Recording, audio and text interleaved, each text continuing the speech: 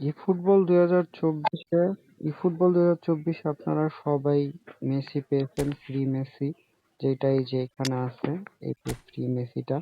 ঠিক আছে, এইটা দেখেন আমার কিন্তু 102 রেটিং করা। তো আপনি যদি 102 রেটিং মেসি করতে চান তাহলে এখানে ফার্স্টে আপনার বুস্টার ক্রাফটিং অ্যাড করবেন।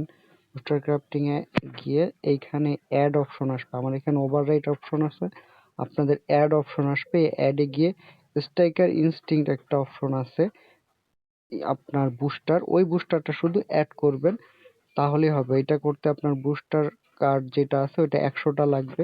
ঠিক আছে, আপনাদের যদি ইনকেস না থাকে বুস্টার এখানে 100টা, আমার যেমন 252টা আছে, আপনাদের এখানে 100টা থাকতে হবে বা তার বেশি থাকলেও হবে।